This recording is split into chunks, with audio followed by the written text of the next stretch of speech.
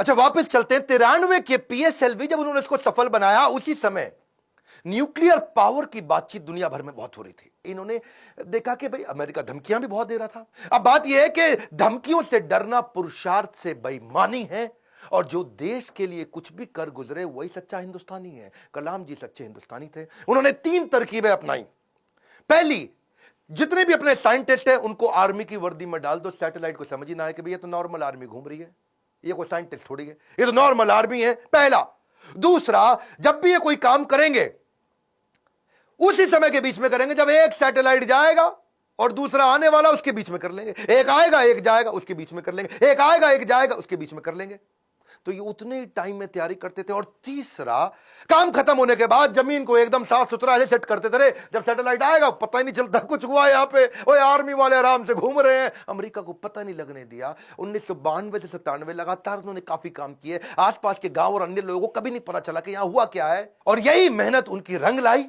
1998 में भारत ने ऑपरेशन शक्ति के नाम से परमाणु परीक्षण कर दिया, चुपचाप कर दिया। आज इन्हीं प्रयासों से भारत परमाणु समृद्ध बन पाया है। 5 देश थे उस समय में, फ्रांस था, यूएस था, रशिया, यूके और चाइना। ये 5 देश थे। हमें किसी से दिक्कत नहीं थी, हमें चाइना से दिक्कत थी, क्योंकि चाइना चुपचाप उस समय पाकिस्तान को भी परमाणु शक्ति दे रहा था। वो तो आपको पता ही है जी, है वो तो उसका नाजायज, मैं ज्यादा नहीं बोलूंगा। तो उसके चक्कर में, पाकिस्तान और चाइना के चक्कर में यहां इंडिया ने काम पूरा कर दिया। उनके लगातार प्रयास के चलते 1997 के अंदर उनको भारत रत्न दिया गया। 41 साल तक उन्होंने भारत की सेवा करी। 1999 में वो रिटायर हुए। उन दिनों वाजपेयी जी एक्शन में चल रहे थे इधर, यहां ये रिटायर हुए, वाजपेयी जी एक्शन में। उन्होंने फोन मिला दिया, ओ हाँ भी कलाम जी, बात सुनो यार, अपना मंत्रिमंडल हम बना रहे हैं, तुम्हारे को हम मिनिस्ट्री देना चाहते हैं, आ जाओ यार।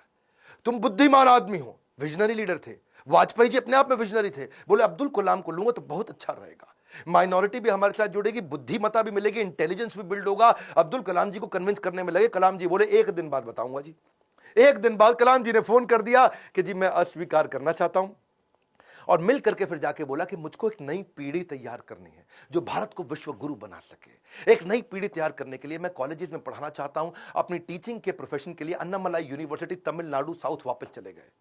अगली बार यहां तो सब ठीक हो गया। अब जब राष्ट्रपति बनने का समय आया 2002 में, कई लोगों का नाम आया, बहुत सी चीजें आगे पीछे हुई, और उन्हीं दिनों जब वो नाम आया तो फिर से यहां घंटी बजती रही इनके ऑफिस के अंदर, कलाम जी के।